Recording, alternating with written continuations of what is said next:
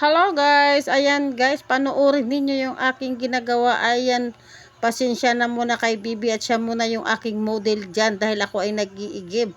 Dahil nga guys, nakaharang siya dyan, hindi ako makaikot. Ayan, dito muna ako sa kabila at siya rin hindi na rin makaalis dyan kasi nga ay nagbabrush siya ng kanyang sapatos at sandals. Ayan, ako na lang guys ang umikot, kasali naman ako dyan sa video. Oh.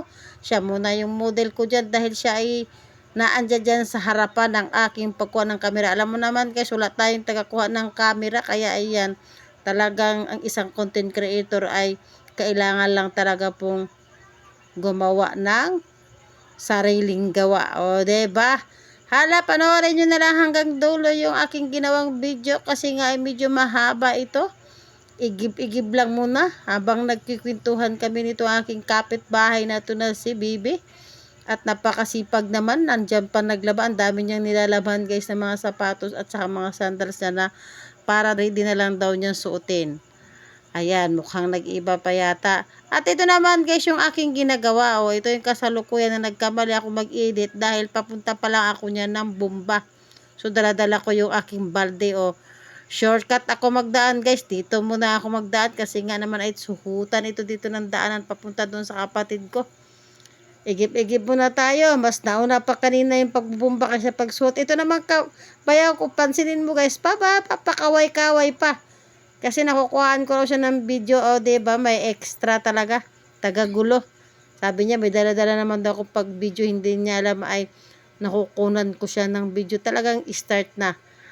Ayan na guys, medyo malayo-layo yung bomba. Ayan, patungo na ako dahil nga naman ay bit-bit ko itong aking balde. Ayan, ito na guys. Ito na yung sinasabi ko kanina.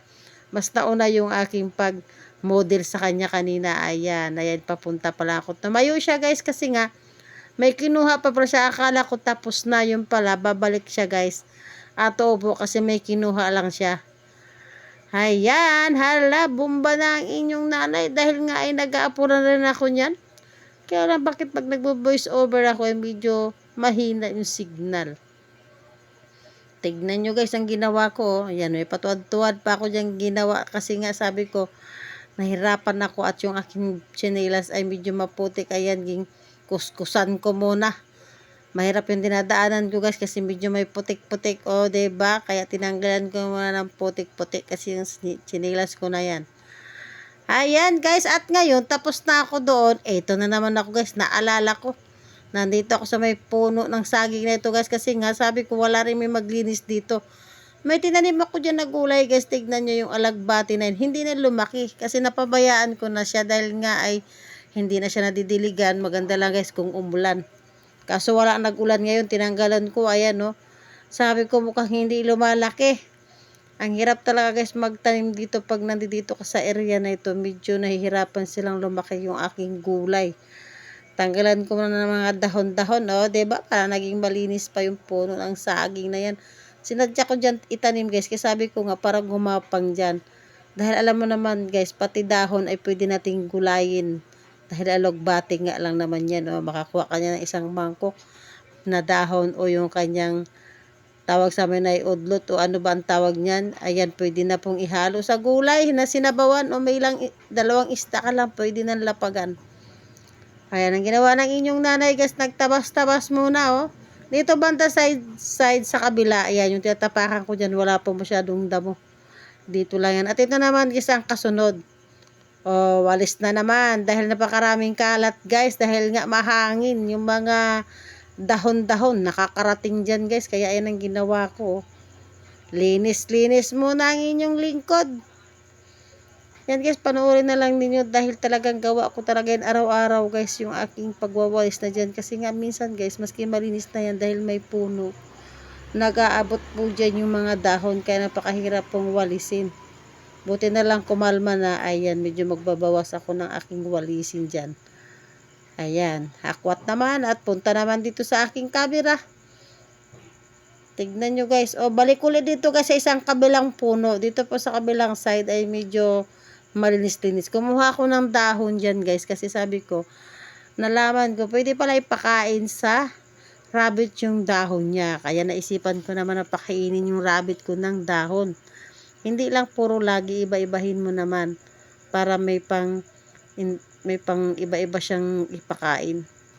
Kabilang side yan guys, tignan mo, kalsada po yan. Yung kalsada namin ay medyo hindi pa po simento.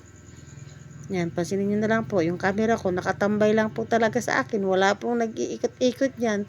Kaya pag iniwanan ko yung camera, talagang nakatutok lang sa akin. Oh, medyo naglapit-lapit naman ako guys. So, ikot naman. Yan ang gawain talaga, video-video. Ayan guys, napansin ko, ito nga palang bayabas. Hindi na yata ako nakakakain nito dahil ang mga bata pag dumadaan, naku, wala nang araw yan guys na hindi nila inaakyat yan. O, diba? Yung mga bata inaakyat, ako naman kay kasi putot. Ayan, nahirapan ako. Meron ako kukunin. Sabi ko nga, yug-yug ko pa. Pero guys, wala na rin masyadong bunga yan dyan. Kaya okay lang naman. Di pa naman sila namumulaklak. Yung kabilang side. Kasi gusto ko magnguya-nguya guys ng, maski wala akong makitang hinog. Ayan, may kukuha kong bubot. Ang tawag sa amin yung maliit lang guys na bayabas para mawala yung pakla ng ating dila o gamot daw kasi yan. Kaya pag ikaw ay walang lasa, kumain ka lang daw ng bayabas. O ayan, para natinik pa ako guys. Sumabit doon yung pa ako. Yan, panoorin nyo na lang hanggang dulo yung aking video dahil napakahaba nito. At sana ibigay nyo po yung aking kinuhang video. At action ko dyan. Thank you for watching po sa inyo pong panonood. Bye-bye! Ay, medyo malayo pa pala.